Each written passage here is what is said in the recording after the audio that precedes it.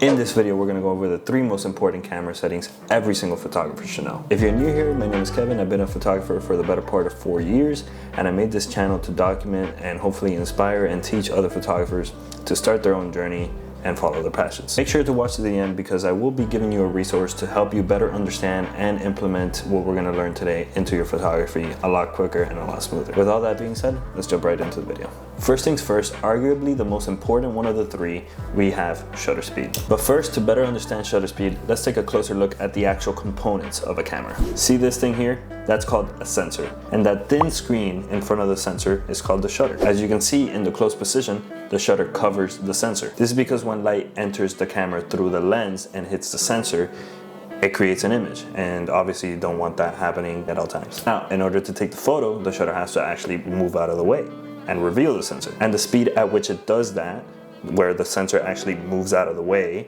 that's what we call shutter speed. The shutter can move in a lot of different speeds, and the way that we measure that or annotate that is either in seconds or even fractions of a second. So let's say, for example, if I wanted to take a photo for half a second, then I'd write 1/2, and that'd be what the shutter speed is. But let's say I wanted to take a photo 1/100th of a second, so the shutter moves up and closes back down in 1/100th of a second, then I would write 1/100. And the reason why any of this matters is because that time that the shutter is open dictates how much light goes in and how much light doesn't go in. So for example, if you wanted to have a brighter photo, you would leave that shutter open for a lot longer.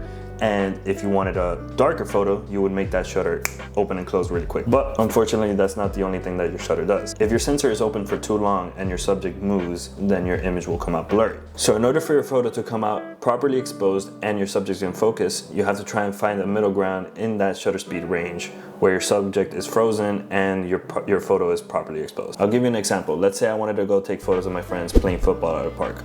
Well, one, I would look at if it's sunny, if it's cloudy, if it's partially cloudy, so if the sun is going to be coming in and out of the clouds every 5 minutes, so that I can see if I'm going to be looking at my shutter speed every 5 minutes and changing it, or if I'm just going to set it to one thing and leave it alone. But let's say, for argument's sake, that it is kind of cloudy outside. Well, in that case, I might put it to between 1/700th of a second or 1/1000th of a second. That may sound really fast, and it kind of is, but since we're in a park, there is a lot of light despite it being cloudy.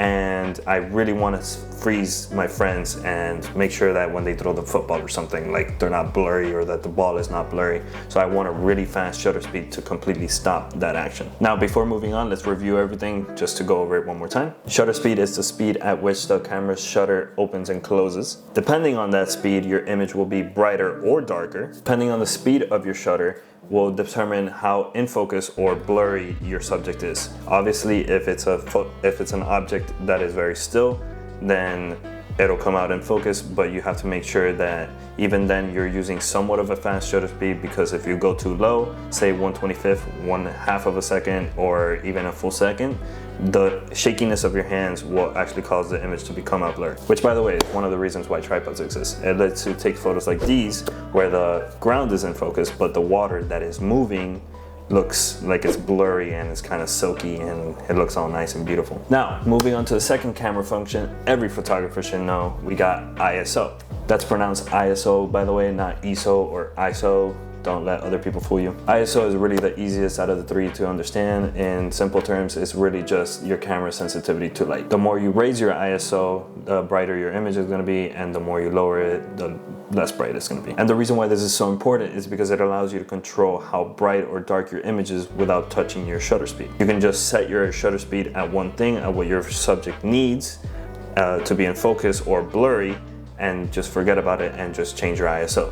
Now, that all may sound great, but there are actually some drawbacks to raising it too much. Depending on the camera you have and how old it is and how good it is, your image will kind of start to break down at a certain point after you raise it too much, and you'll start to get what we call noise. If you have a more expensive camera, you can afford to push it a little bit more, but in the lower end cheaper cameras, you're gonna suffer with this a lot. Now, the good news is that there are some ways to kind of counteract noise if you do have a lower end camera.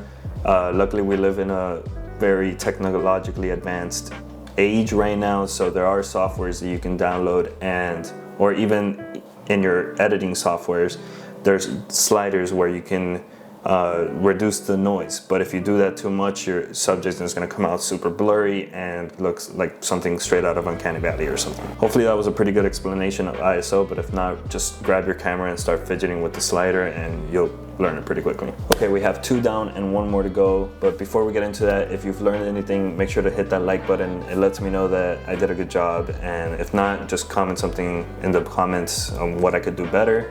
And yeah, that's pretty much it. Let's jump right in. The third basic camera function you absolutely have to master is everyone's favorite, aperture.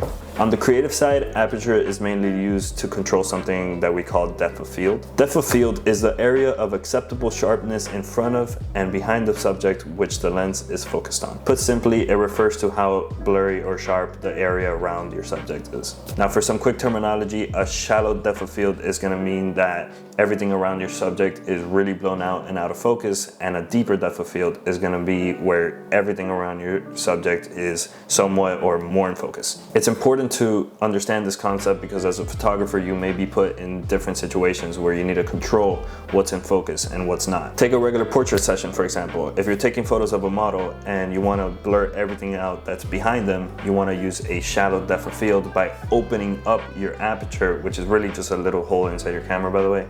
You want to open up that aperture to blow everything out.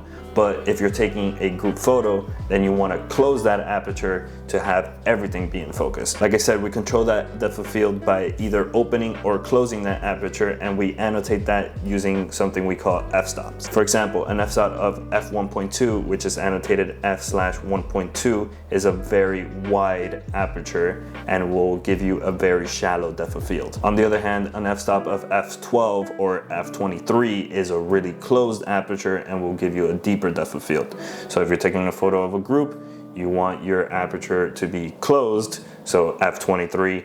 If you're taking photos of a model or anyone really for that matter, you want a open aperture and something like f1.2. Now naturally, because it is, like I said, a hole inside your camera, opening it and closing it also changes the amount of light that goes into your camera, and this is also very, very important. This is why it's so important to understand all 3 of these camera settings together and use them all as tools to help you make one really good image. Because if you have to take a photo of a group and really close that aperture and limit how much light goes in, you might have to compensate with either shutter speed or ISO. And this goes for any of the 3 settings. If you need a slower shutter speed, you might have to let less light in through the aperture and lower your ISO. If you need less ISO, you might have to lower your shutter speed and open up your aperture. The list goes endless. And this is really complicated, which is why I wanted to give you this chart, which is called the exposure triangle, that will really help you kind of understand these 3 settings and how they work together, and really, you know, use them together in harmony so that you can get the best image possible. Which, by the way, full disclosure, you do not have to abide by this chart at all. Photography is a very, very subjective and very creative hobby, profession, whatever you want. You can completely throw this out the window and have your images come out really dark or not even exposed for your subject, but something behind your subject, for example, for silhouettes. But the reason why I give it to you is because as a beginner who doesn't know how to control these functions, you should really follow and learn the basics before you start to get creative. And then once you do understand them, which really shouldn't take you that long, it should be like maybe a week to really understand it. A week is too much. Like really, it's like should be like 3 days. But once you master the basics, then you can become more creative and do your own thing. But first you need to learn the basics. But anyway, that's it for the video. Thank you guys so much for watching. Let me know if you learned anything down in the comments, and make sure to leave a like and subscribe if you enjoyed it. Once again, thank you so much for watching. This is Kevin. See you guys in the next video. Peace.